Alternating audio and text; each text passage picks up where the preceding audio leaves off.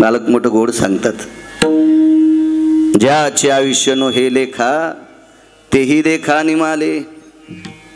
वाक्य हे चांगल्या माणसाचं ग्राही धरलं जाते. भंगिरे कोण्याही क्षेत्रात बोंबलू द्या, त्यांची विश्वात कोणीही दखल घेत नाही. भंगिऱ्यात चांगलं जरी बोंबलला तरी लोक त्याच्यावर विश्वास ठेवत नाहीत, आणि भंगिऱ्या वाईट जरी बोंबलला तरी त्याच्यावर विश्वास ठेवत नाहीत. विश्वास चांगला आणि वाईट हा चांगल्याच माणसावर ठेवत असतात. शांतीब्रह्म एकनाथ महाराजांच्या शब्दावर विश्वास भिडे महाराज याच्या करता आहे की पंढरपुरातला मालक 36 वर्षे त्यांचे धोत्र धुवाला होता. याच्या पलीकडे सांगू, आदराने मला बोलिला असेल आज, अण्णा जर म्हणले महाराज आमचा 1 घंटा दरुजा सांभाळा तर किती मिरच्या लागते गिरगाव करायला. पण ब्रह्मांडाचा मालक 36 वर्ष वाचमन होता. दत्त चोपदारी करी माझे निळोबाराय नमूद करतात, बार्त्रिक 36 वर्ष विटेवरच्या मालकाने रिकाम्या वेळात नाथांच्या घरची वाचमनकी केली. जिजा वाचमनकी 36 वर्ष. सकाळी पहाटे स्नान आटपली की गिरजा काकींचं लुगडं पितांबर म्हणायचे आणि नाथांचं धोत्र पंढरपुरातला मालक धुत होता. अधिकार किती मोठा असेल कल्पना करा. आणि एवढ्या मोठ्या माणसांचं वाक्य, ज्याचे आयुष्य नो हे लेखा तेही देखा निमाले.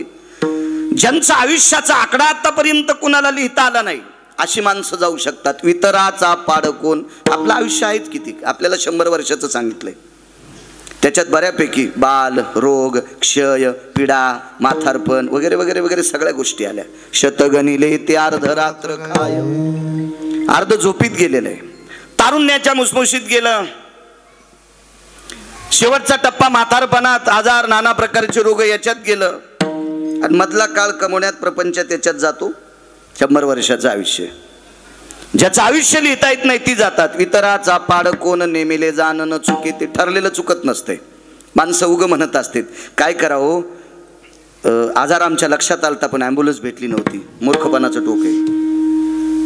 ॲम्ब्युलन्स भेटली पण डॉक्टर हजर नव्हते. डॉक्टरही हजर होते पण मेडिकलमध्ये इंजेक्शन नव्हतं. इंजेक्शनही होतं, डॉक्टरही हजर होते, ॲम्ब्युलन्सही भेटली, याचं आयुष्य संपलतं. विठाला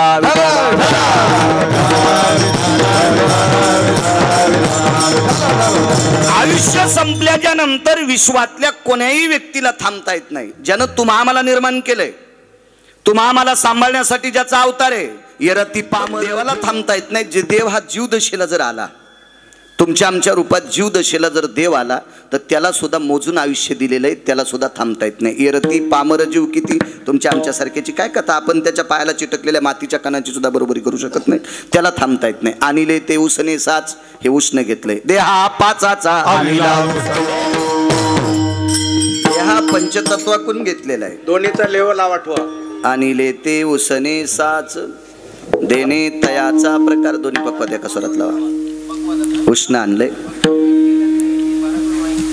आणि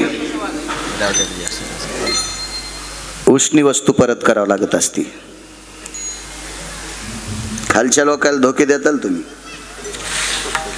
यमाला नाही धोका देतात. यम लय रगील आहे, त्याच्या इतका रगील जगातच नाही कोणी. रावण किती मोठा होता माहिती आहे? रावणाची 1 चौकट टिकल्यावर 35 बारे आमदार होता येत होतं. कोणाची मायविली त्याच्या विरोधात फॉर्म भरायला? 1 चौकट टिकल्यावर 35 बारे आमदार होता येत होतं. 35 अशा 7 कोटी चौकटी होत्या. दुपारी 2:18 यमानं गजमलदादा आपतो हाणलाय. तर 4 आणि 2 कोटीवाल्यानं कशाला उंदरावानी उड्या हाणायच्या? विठाला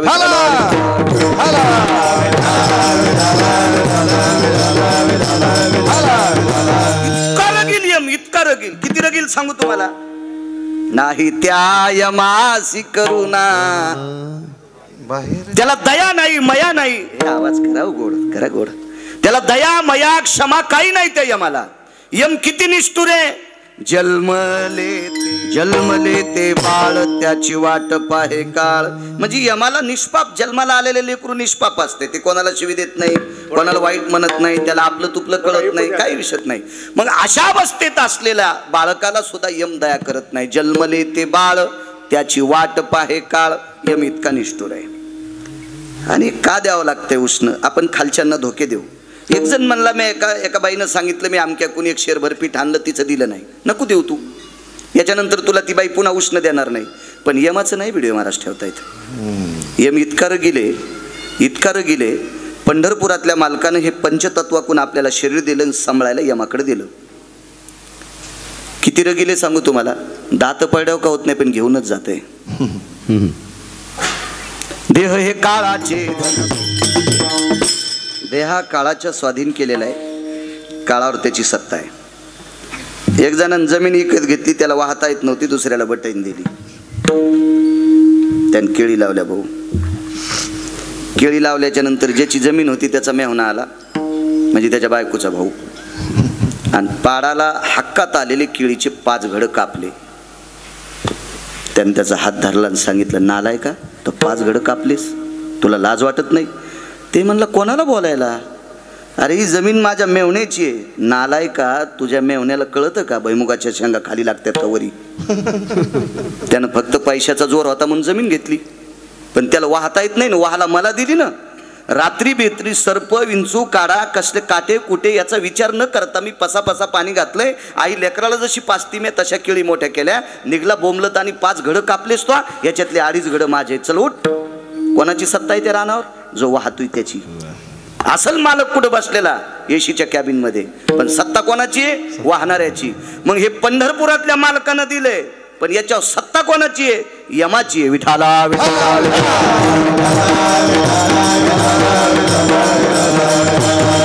म्हणे उष्ण परत करावं लागते. आणले ते उसने साच देणे तयाचा प्रकार, शरण एका जनार्दनी करे विनवनी सर्वासी.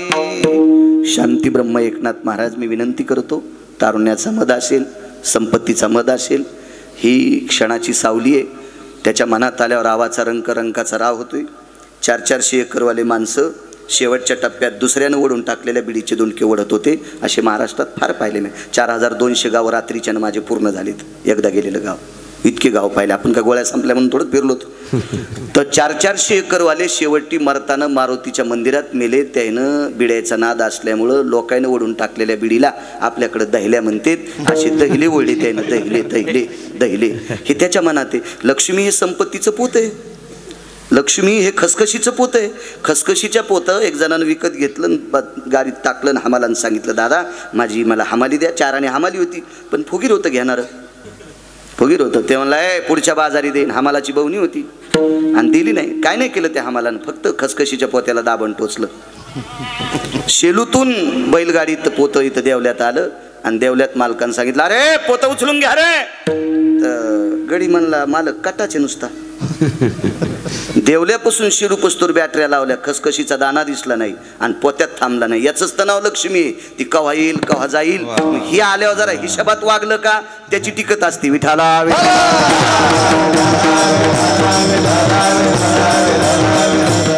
काय लक्ष्मी संपवायला फांद्याला किडा लागला की बुड किती खपके असू द्या, काय कामाचं नसतं ते.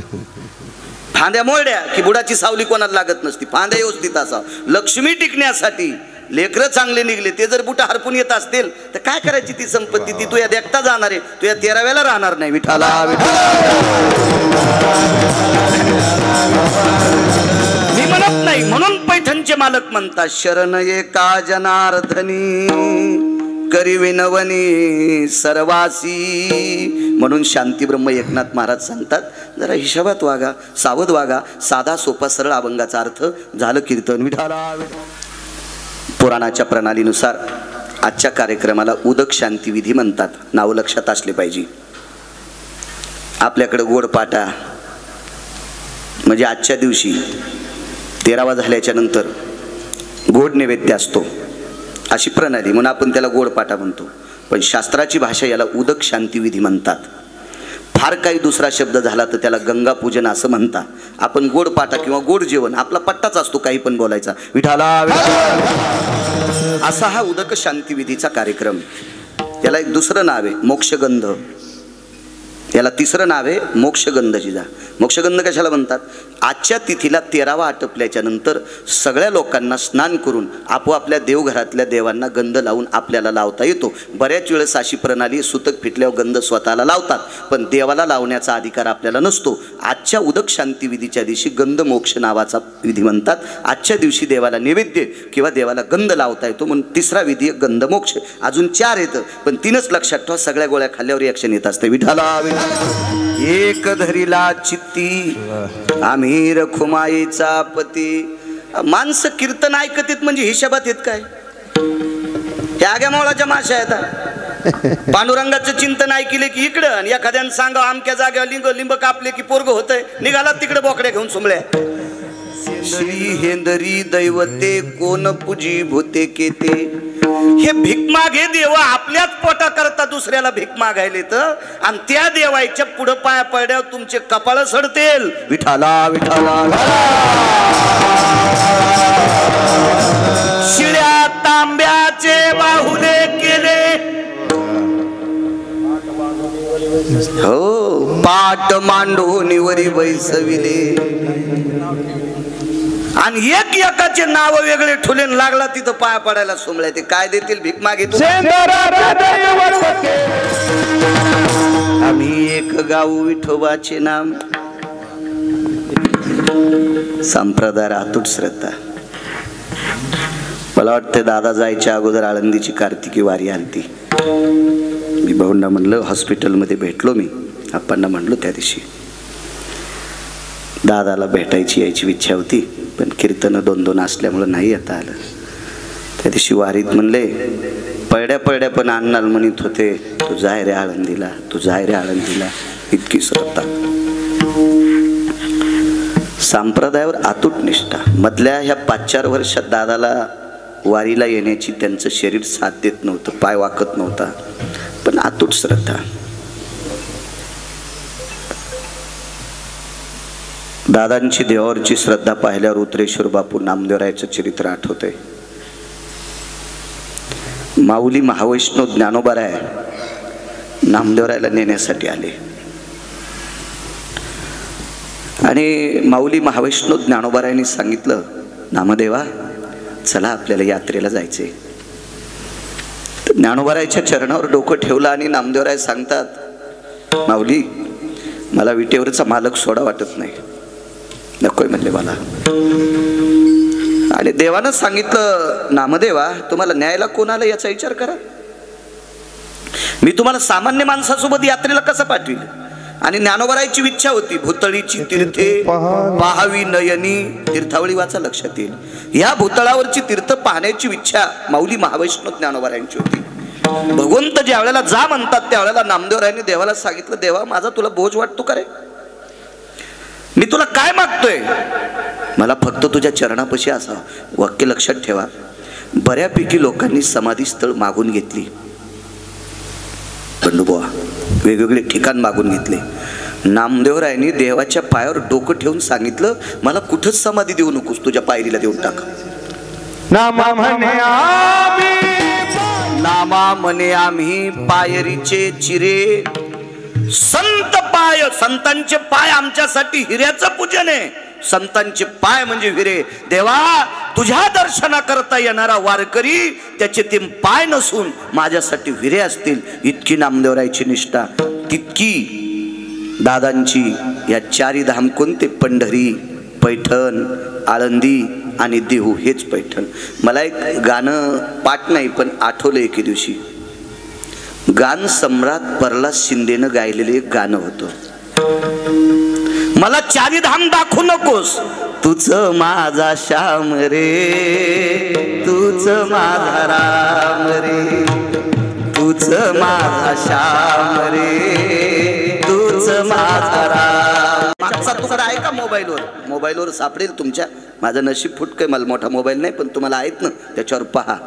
नको दाऊ 4 धाम, मला कशाला ते 4 धाम दाखवतो. तूच माझा श्याम रे, तूच माझा श्याम रे, तूच माझा राम रे, तूच माझा राम. चांगली व्यक्ती होती.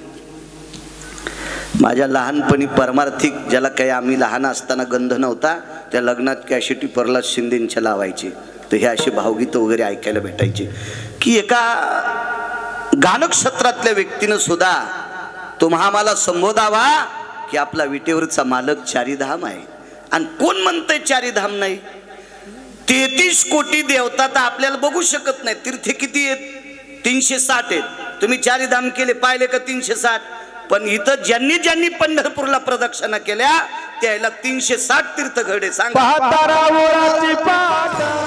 पाहता रावळाची पाठ हे वेगात. पाहता रावळाची पाठ तीर्थे घडती 360. नुसतं आकाश पंढरपुरातल्या मालकाच्या मंदिराची पाठ पाहिली की 360 तीर्थ गेल्याचं पुण्य. याच्या पलीकडे सांगू का? नुसतं सकाळी 4 वाजता स्नान करून दत्त घाटावर जर बसला तर सगळ्या देवाची दर्शन. सुरवराची दाटी उभी जोडोनी हात.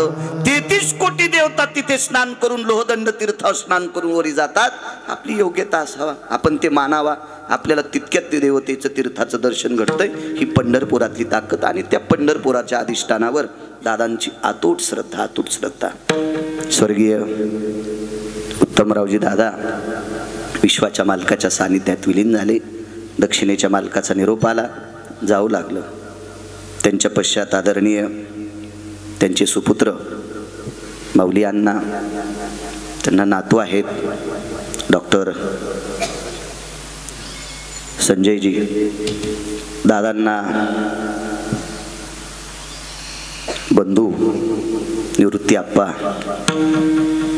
दादांना पुतणे भरत गुरुजी आदी करून सगळे बंधू.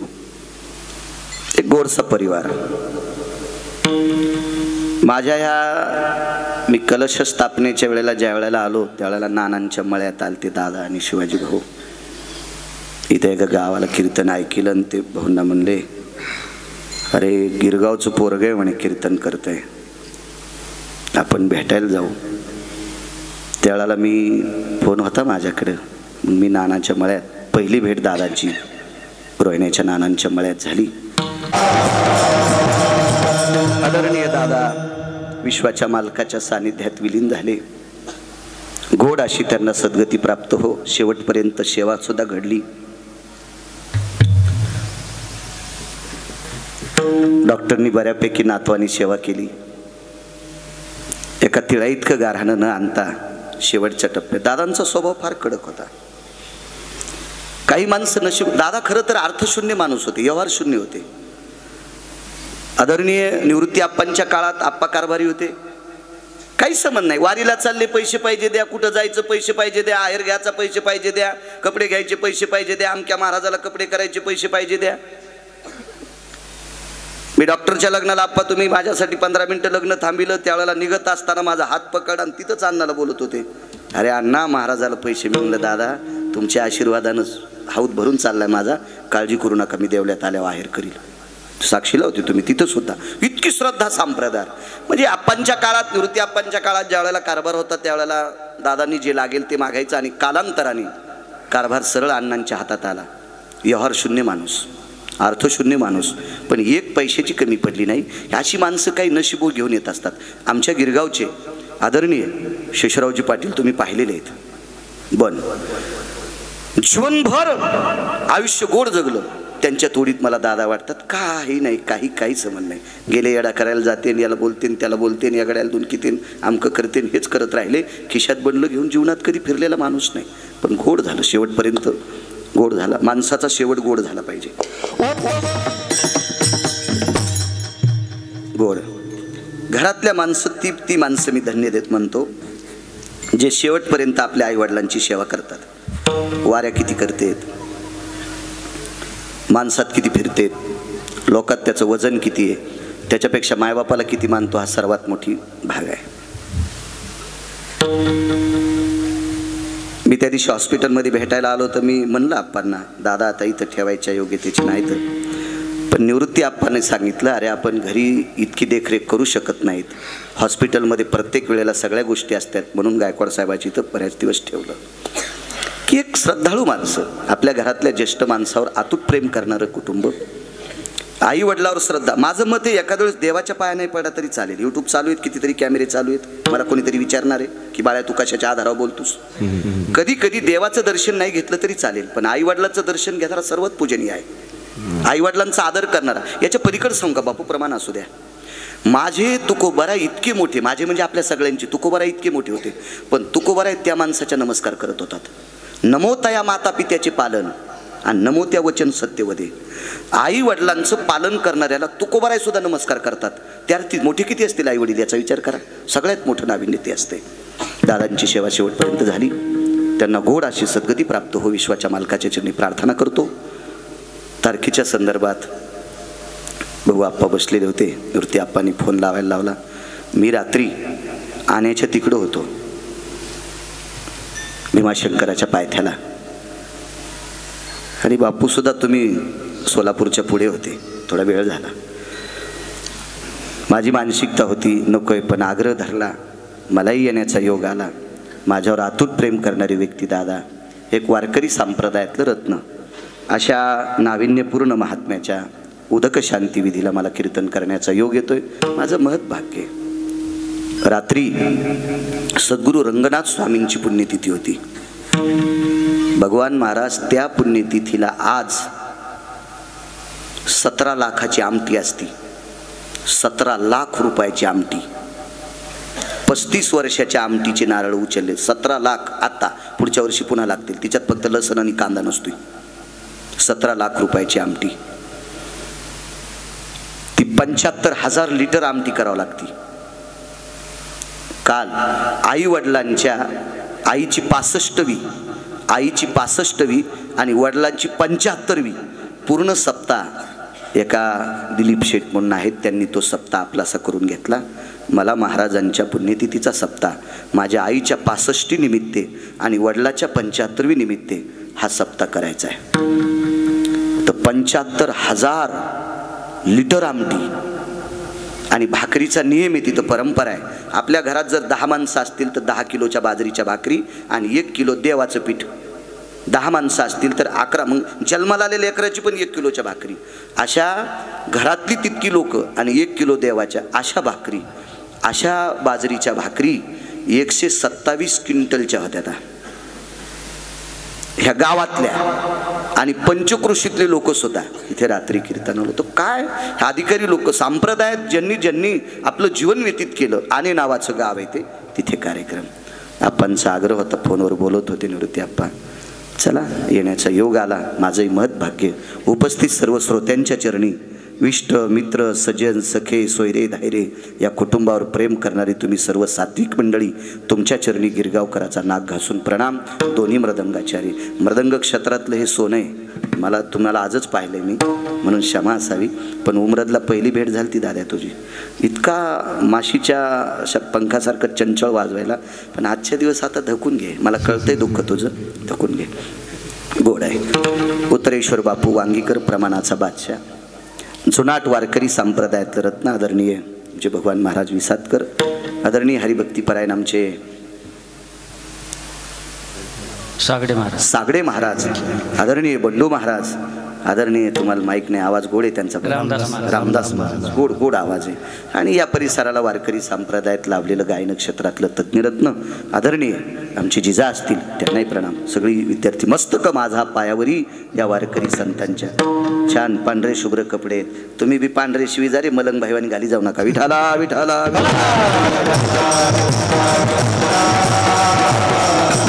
सर्व विद्यार्थ्यांना साष्टांग प्रणिपात. दादासोबत बराच तुमचा महाराज काळ गेला संप्रदायात. दादा कधी म्हणायचे, आम्ही बिडवे महाराजांना आम्ही आता देहूला चाललो असं दादा सांगायचे. त्या दिवशी दादांच्या आतमध्ये पार्थिव ठेवल्याच्या नंतर 3 अभंग म्हणण्याचा योग आला, त्यावेळेला तुमची भेट झाली. मला कीर्तन होतं. आदरणीय बिडवे महाराज असतील, आदरणीय आमचे सातोनकर आकात महाराज असतील, ज्ञानेश्वरी पूर्ण कंठस्थ. या ज्याच्या गावाला गंगा त्याच्या गुडघ्याला सांगा. बऱ्याच वेळेला जवळची रत्न कळत नसतात, पण ज्ञानेश्वरीची होई म्या महाराजांना 4 वर्ष सांभाळलं म्हणजे त्यांना माझ्याविषयी आवड होती, मला त्यांची आवड होती.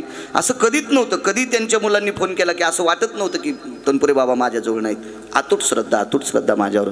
ज्ञानेश्वरी पूर्ण पाठ आदरणीय आता लाभलेले आमचे माणिक महाराज, सध्या संस्था देवला पुनर्वसनला आहे. महाराज तुम्हाला सुद्धा प्रणाम. महाराज तुमचं नाव ओमकार महाराज असेल. वा वा, आपल्या तिथं का? वा वा, छान. मला दादा नाव माहीत नाही रे. माऊली माऊली गोड गोड मृदंग क्षेत्रातलं तज्ञरत्न साऊंड सिस्टीमवाले, तुम्हाला सुद्धा धन्यवाद. विठाला विठाला.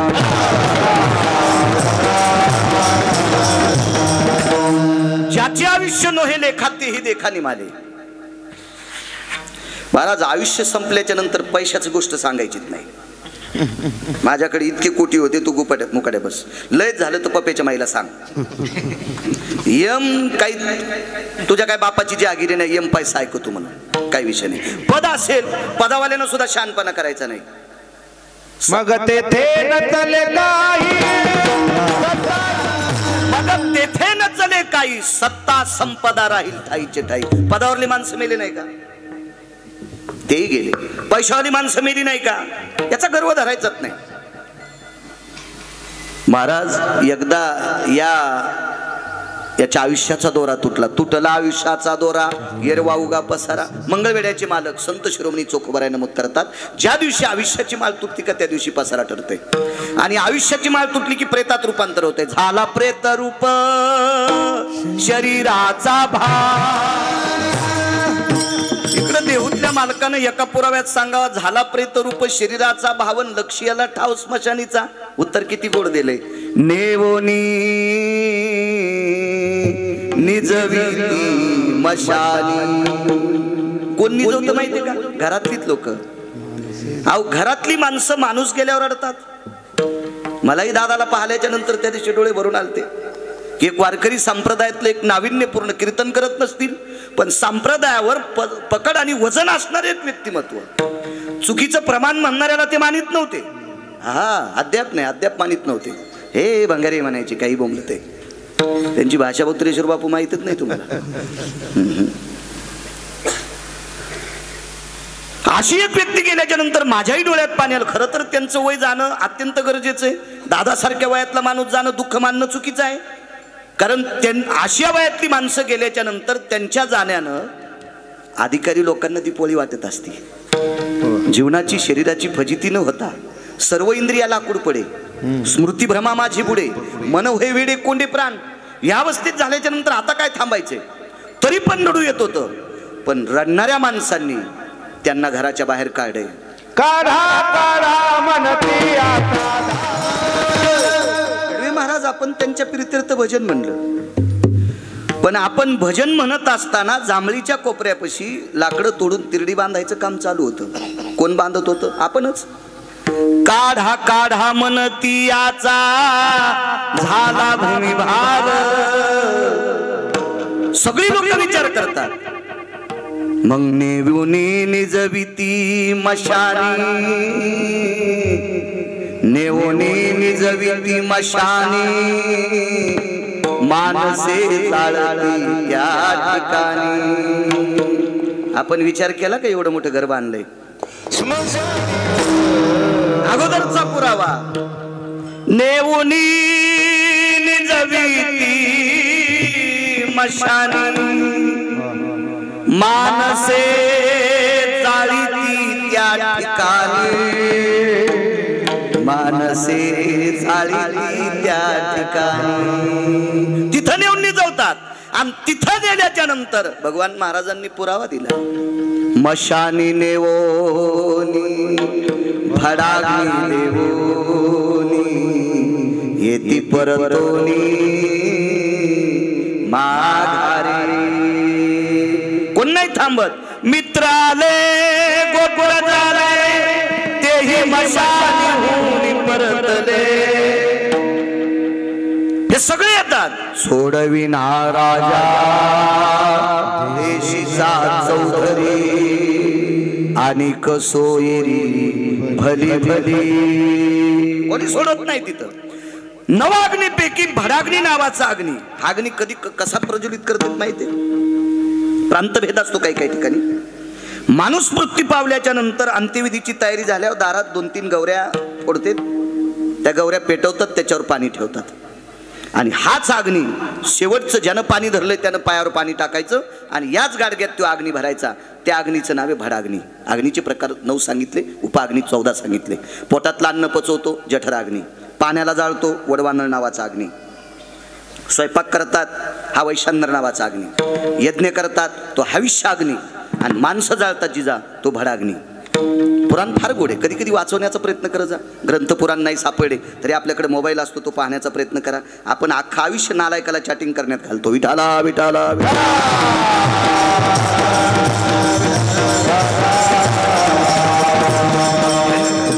हा भडाग्नी नावाचा अग्नी देतात. आणि भडाग्नी नावाचा अग्नी दिल्याच्या नंतर मी 2-3 अभंग म्हणून परत गेलो. अंत्यविधीला थांबता नाही आलं. हा भडाग्नी नावाचा अग्नी पाहिला नाही. पण दुसऱ्या दिवशी अस्थि संचयाच्या कार्यक्रमाला ज्या वेळेला आलो त्यावेळेला दादाचं पार्थिव दिसत नव्हतं. तिथं काय दिसत होतं?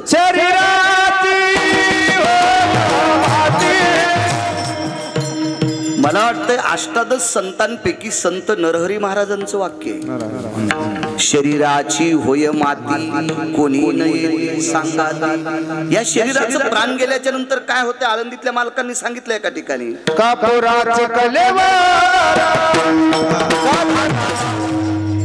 भगवान महाराज वयाच्या मानानं प्रमाण पाठ आहेत बरं का.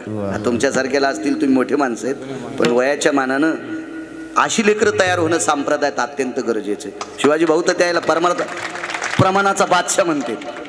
हो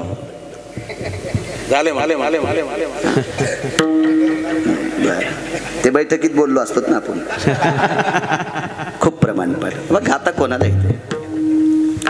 वारकरी संप्रदायात मुद्देसूद प्रमाण दिलं की वैकुंठवासी नथुराम बाबा म्हणायचे. कोटीची नोट, कोटीची नोट म्हणायची नथुराम बाबा. कापुराचा कलेवर घातला करंडा. कलेवर म्हणजे शरीर बरं आबा, शरीर शरीर.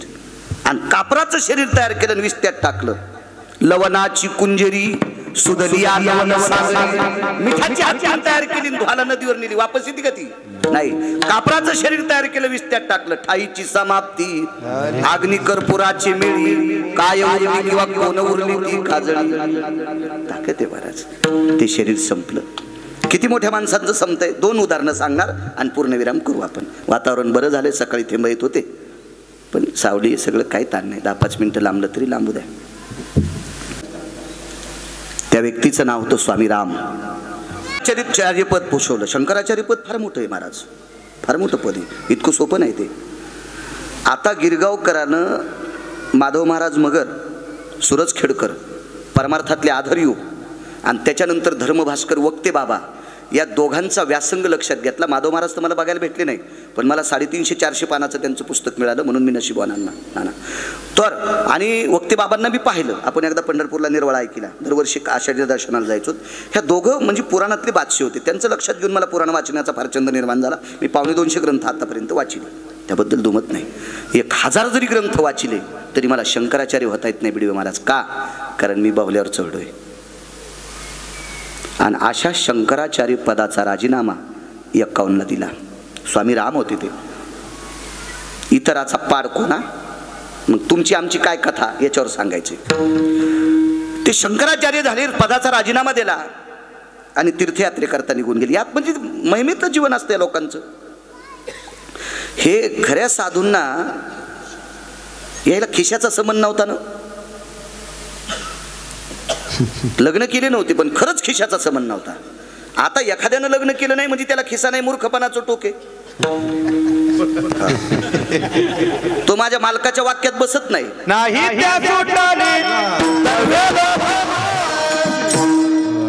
तुमचा माझा पुरावा आहे काय हो?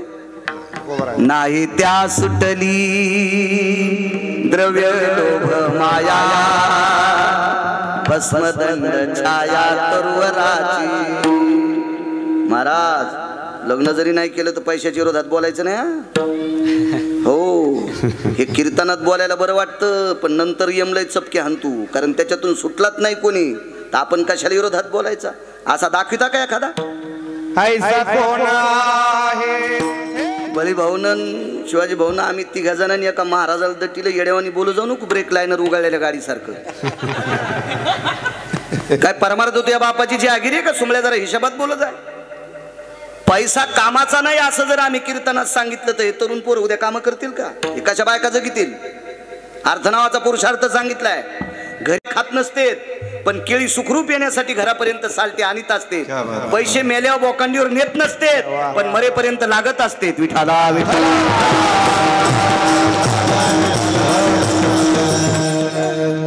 राहिला विरक्त लोकांचा प्रश्न. तर विरक्त लोकांसाठी जग भाकरी देईन. आज कीर्तनाचा अन्न जीव घालतील मला, उद्या आल्यावर उद्याही जीव घालतील, 7-8 दिवस जीव घालतील, पण नंतर म्हणतील कस काय गडे बाळू महाराजाची बायको यायला भाकरी देत नाही का? असं होईल का नाही? मर्यादा आहे. म्हणून याच्या बाबतीत विरोध. पण ते विरक्त लोक होते, ते फक्कड साधू होते. असे काही ठराविक लोक होते. वारकरी संप्रदायात एक साधू जन्माला आला, तो संन्यासी होता पण त्याला नारद म्हणतात. तो 6व्या क्रमांकाचा संन्यासी. भजन परंपरेतले होते. सुर नर किन्नर नारद तुंबर गाठी निरंतर रे. सुर नर किन्नर नारद तुंबर गाठी निरंतर रे. माधवा मुरली मनोहर रे. माधवा मुरली मनोहर रे. मुरली मनोहर रे. माधवा मुरली मनोहर रे. वागा तो वाजिल सुन म्हणता आलंय. सुर नर किन्नर नारद तुंबर गाठी निरंतर रे. सुर नर किन्नर नारद तुंबर गाठी निरंतर रे. माधवा मुरली मनोहर रे. माधवा मुरली मनोहर रे. माधवा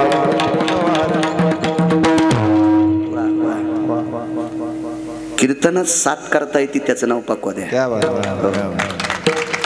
त्याच्या मनानच वाजी तू. तो पक्वाद्या असला तरी समजायचं ढोलकी वाजणारा इकडे आलाय. विठाला.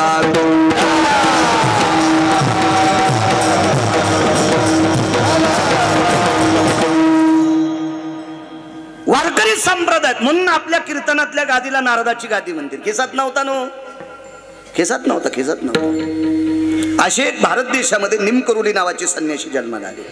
त्या संन्याशाला 1964 साली 4 सुटकेशी पैसे दिलते.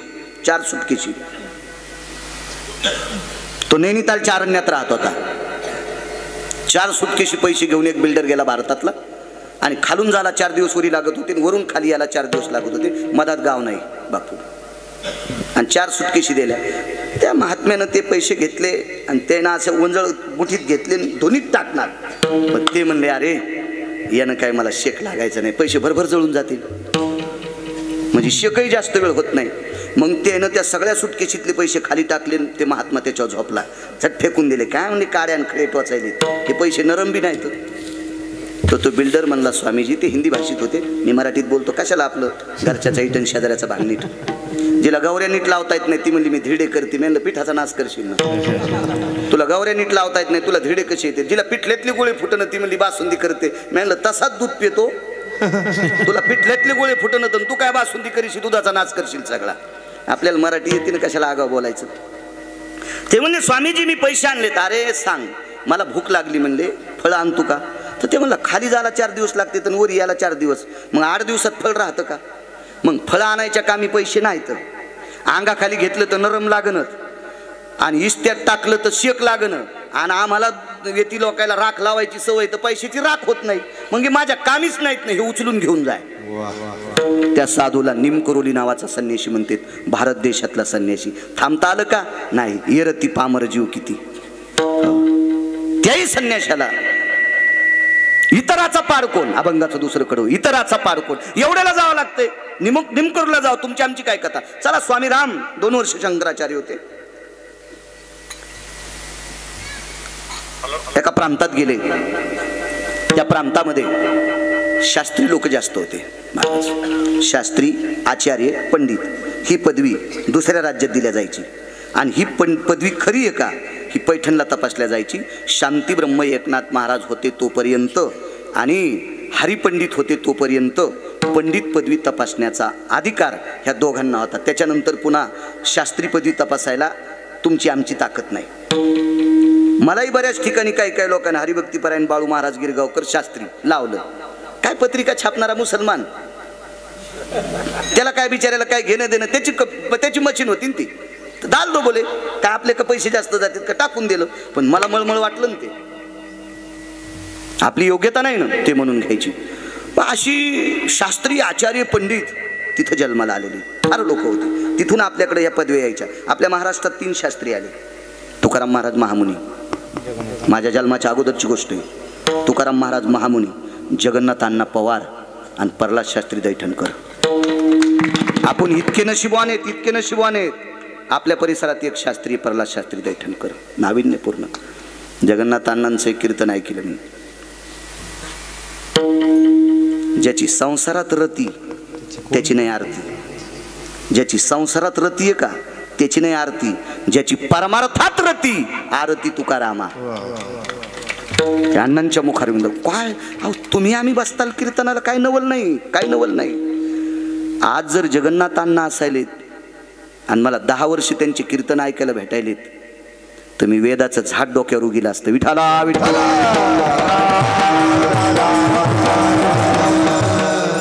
ज्ञान, इतकं सखोल ज्ञान. पण बापू आपलं नशीब खोटं, ही चांगली लोक आपल्या आधी गेली. चला त्यांचा इतिहास सांगायला तरी आपल्याला जिवंत ठेवलं, इतकं मोठं मोठी. असे शास्त्री तिथे जन्माला यायचे. आणि त्या गावात स्वामीराम गेले. स्वामीराम गेल्याच्या नंतर स्वामीरामांचा अधिकार फार मोठा होता. स्वामीराम एकदा नर्मदेच्या तीरावर परिक्रमेला अनुष्ठाना करता बसले. तर 2 दिवस अनुष्ठान आटपल्याच्या नंतर जेवायला काही नव्हतं दुपारी. तर 3ऱ्या दिवशी स्वामीरामांना नर्मदेच्या पात्रातून खिरीचं पात्र आलं. खीर एक हाता वर आला आणि त्या हातावर सोन्याचं पात्र होतं आणि त्याच्यामध्ये खीर होती. खीर स्वामीरामांनी 1 वर्ष 35 दिवस साधना केली आणि नंतर ते खिरीचं पात्र धुवून नर्मदेमध्ये सोडून दिलं. म्हणजे पवित्र अनंत पाप्यांचं पाप धुणारी नर्मदा माता स्वामीरामांना प्रसाद देत होती. त्यावरती स्वामीराम किती अधिकारी असतील, काय योग्यता असेल त्या स्वामीरामांची बंधुभाव. आणि ते स्वामीराम नैनितालच्या अरण्यामध्ये पुढे प्रवास करत असताना एका ठिकाणी पोचले. तर ते आचार्य शास्त्री पंडित लोकांचं गाव होतं. फार मोठे पंडित होते. तिथे गेल्याच्या नंतर सगळे पायघाड्या टाकू लागले. काही या खांद्यावर उपरणे काढू लागले, खाली टाकू लागले. स्वामीरामांचे पाय त्या उपरण्याला लागावं. श्रद्धा होती, भाव होती अधिकारी लोकांचं. आणि कधी लक्षात घ्या, 2 गोष्टी चांगल्या करत जा. पाणी गाळून पेत जा, रोगराई होत नाही. पाणी चाळून पेत जा, आजार होत नाही. आणि महाराज तपासून मानी जा. हो, महाराज तपासून मानायचा. काय होतंय, पाणी जर खराब पिला तर डॉक्टर तुम्हाला नीट करतील. पण महाराज जर चुकीचा भेटला तर पिढ्याने पिढ्या मातीत जात असतात. हो, मोठ्या गाडीत आलाय म्हणून लई चांगला आहे, गाथा पाठ केलाय म्हणून चांगला आहे, ज्ञानेश्वरीच्या वया पाठीत म्हणून चांगला आहे. महाराज आचरणानं तपासायचा. ज्याचं आचरण गोड आहे त्या महाराजाच्या पायावर डोकं ठेव जा. ज्याचा आचरणात भ्रष्ट झाला त्याच्या पायावर जर डोकं ठेवलं तर त्याच्या पापानं आपल्या संसाराला कुपाटी लागत असते. इतकं लक्षात ठेवा. विठाला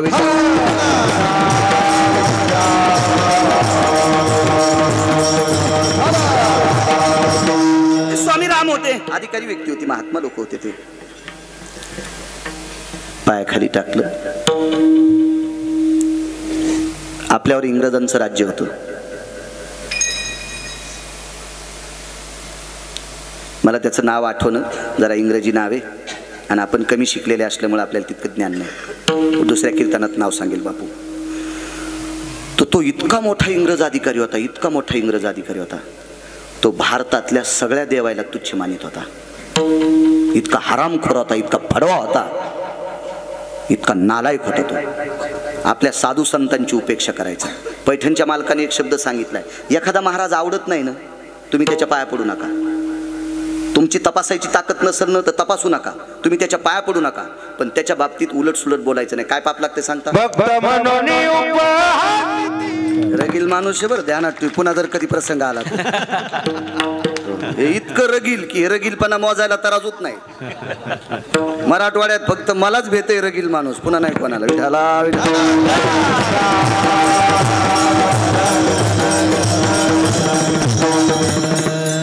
माझंही वय नाही त्याला दटवायचं, पण काही प्रेम असेल आहे की नाही भाऊ? नाही तर रगील बापा बापा. तुम्हाला सांगतो, हाकातून गेलेला दोडका शहाणाबाई ठेसून पण चटणी करीती. म्हणजे खाच्या हाकातून गेलेला दोडका, शिराचा दोडका दादा, शहाणीबाई ठेसून ठेसून दोरे काढी ती चटणी करीती. हे कोण्याच हक्कात ठेसायचा दोडका नाही बाबा. हे चांगल्या चांगल्या महाराजाची काशी करतोय माणूस. हे विठाला विठाला.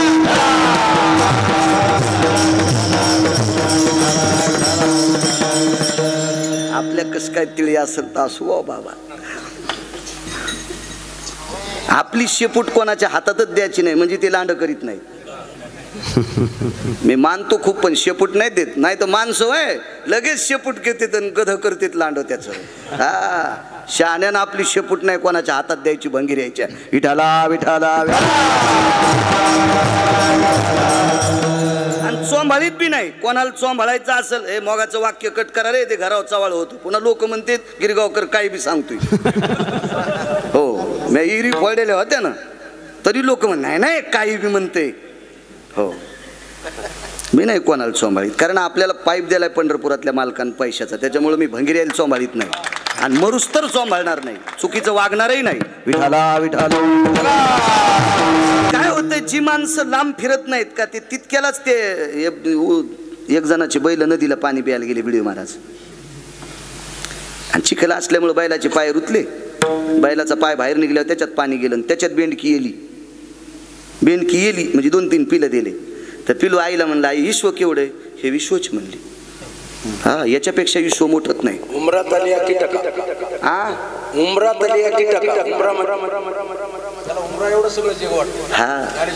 औदुंबराची या फळा कीटक जन्मती निढळा आणि यास्तव निराळा विश्वची नाही.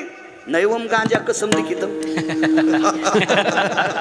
मेमरी कार्ड लय ताईटे महाराज, म्हणून मोबाईल मी साध्या कार्डाचा वापरितो. या ट्रॅक्टरवाल्याचे गाणे ऐकून मला 450 पाठ झालेत. शिव्या पाठ आहेत 500 शिव्या. साधा ऐकले की पाठ होते. मी एका चपक्यात कलेक्टर झालो असतो, एका चपक्यात. इतकं मेमरी कार्ड फास्ट आहे ना. आता कोणतं कलेक्टर पेक्षा कमी आहे? त्याला तरी ढवळ्या कपड्यावाल्याची भीती आहे, करीत सही. आपला बॉस पंढरपुरात आहे, कोण हरामखोर म्हणू शकतो आपल्याला काही? विठाला विठाला.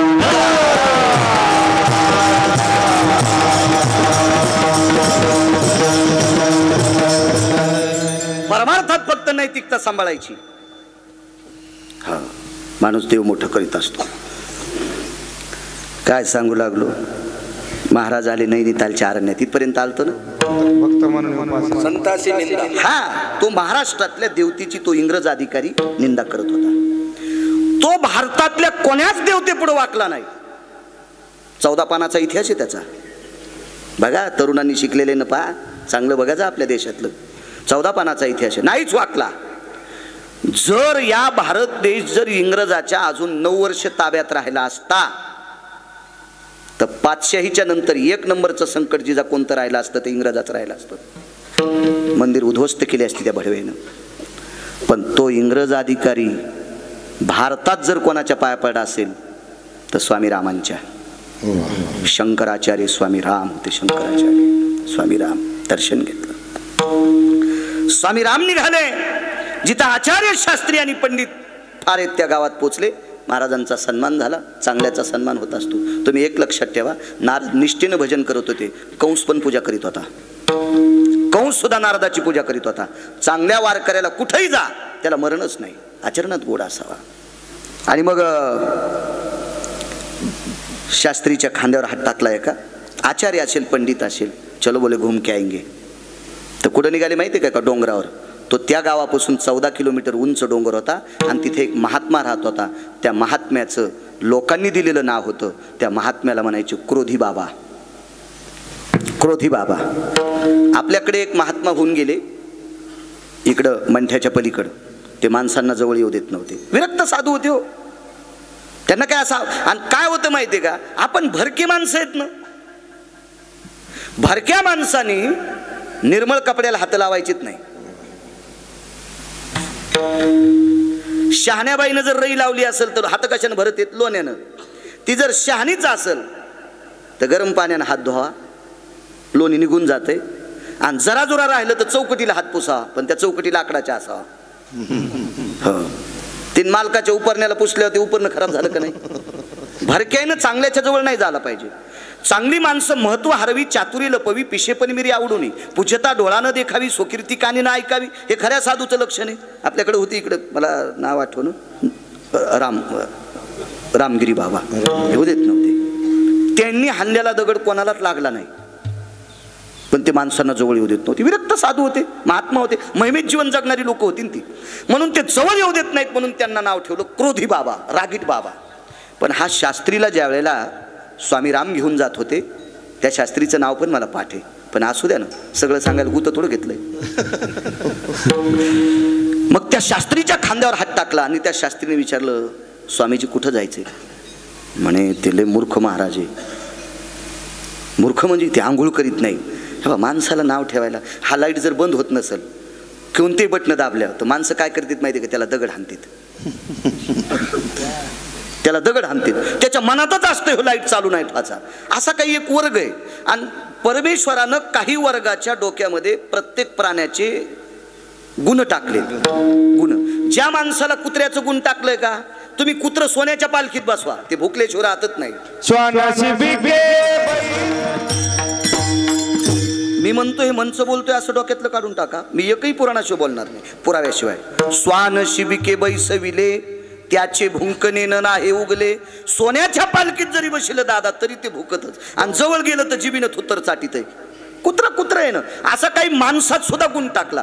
काही माणसाकडे कोटीनं पैसे असू द्या, पण दात घाशी दुसऱ्याच्या दारात जाणारच. मग त्याला म्हणावंच लागते चहा प्या. तोंड नाही धुतलं, इथंच धुई, चुलीत धुई. हे बँकेत कोटीन धोत्राला गाठी असं समजायचं. हे मागच्या जन्मातले बैल येत. कुंटाला न कमवायला आणि बाहेर चहा प्याला सोमळ्या कुठला.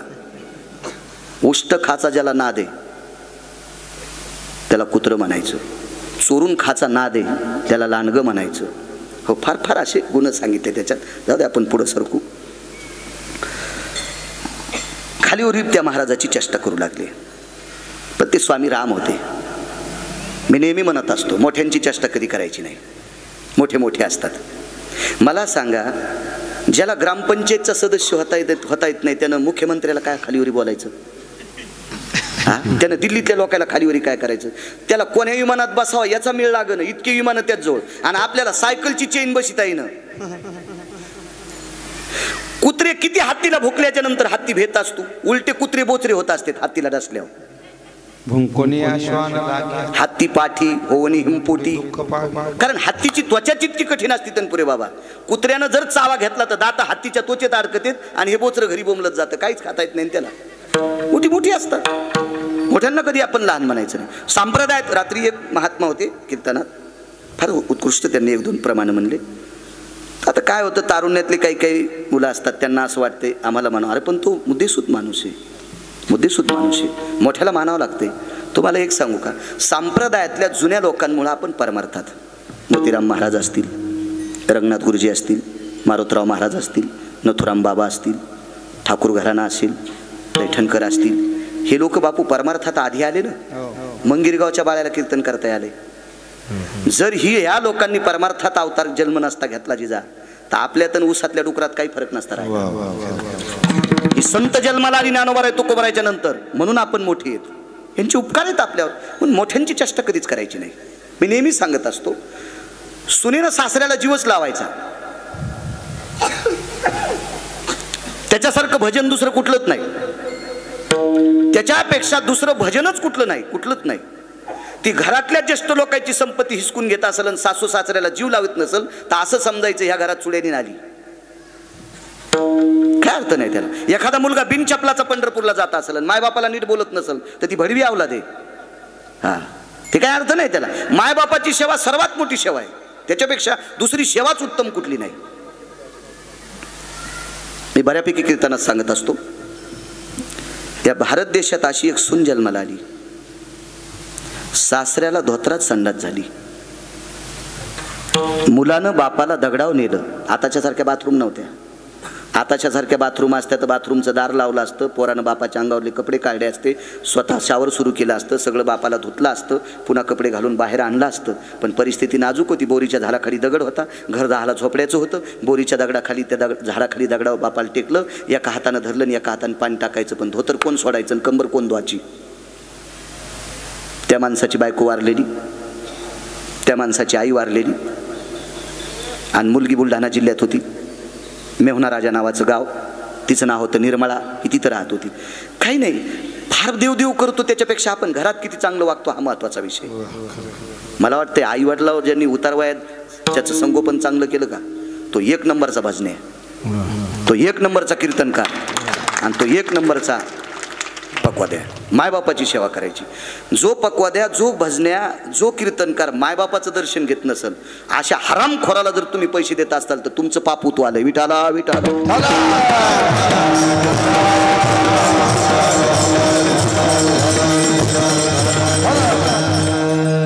एक जण म्हणला महाराज लोकायला राग आल्यावर तुमचे कीर्तन घेणार नाही. नको घेऊ दी, मग हाऊत भरलाय. काय करत नाही लोकायला, कोण खांद्यावर घ्यायचं घेईनच, काय करायचं आपल्याला त्याला. आणि लोक आपलं चांगलं करीत असतात का काय. मी एखादं चुकीचं काम केल्यावर तुम्ही अख्ख्या लोकांनी बँड लावून जरी सांगितलं बाळू महाराज चांगला आहे, तर लोक तुम्हाला शिव्या देतील. आणि मी चांगलं वागत असताना तुम्ही किती लोक बँड लावून शिव्या द्या तरी मला जग डोक्यावर घेऊन नाचणारे. मला माझं किती चांगलं व्हायचंय ते मी ठरवायचं असते, जग नाही. मला जर अण्णानं 2 कोटी दिले का आम्ही येऊ देऊ नका विहिरी म्हणायला लागलो. मला जर तुम्ही 2 कोटी रुपये दिले आणि जाता जाताच हातगावर जर मला अटॅक आला आणि जर मी मेलो तर माझं पोरग माझ्या सरनात 2 कोटी टाकणार आहे का. मस्त माझ्या मारीन ते. मग हे पचू द्यायचेत का न पचू द्यायचे कोणाच्या हातात आहे, पंढरपुरातल्याच्या. मग आमच्या लोकांना त्यालाच मोठं म्हणायचं, कोणाच्या अंडरबेली व्हायच्या नाही. विठाला विठाला.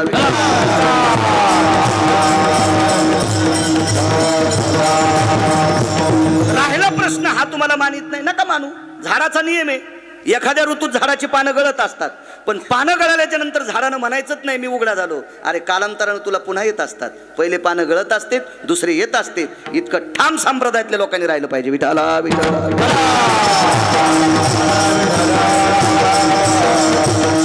आणि पुरावा मानील तो देईल काही, न मानील तो नेईल काही. त्या इंग्रजांना आपल्या साधूला मानलं नाही, काय कमी झालं. काय त्याच्यात ताकद होती आपला संप्रदाय बंद करण्याची. नाही, मालकाची कृपा आहे संप्रदायावर. अनादिकालापासून चालत आलेला संप्रदाय. 4-2 भडव्यांनी संप्रदायाला नाव ठेवलं म्हणजे संप्रदाय खाली जात असतो का. उलट पंढरपुरातल्या मालकानं त्याला हाकलून लावलं. ते काय राहू शकत होते आपल्यावर. त्याच्या जाचातून आपण वाचलेले बरं का. मराठवाड्यावर इंग्रजाचा पगडा नव्हता, इतकं लक्षात ठेवा मात्र. विठाला विठाला विठाला.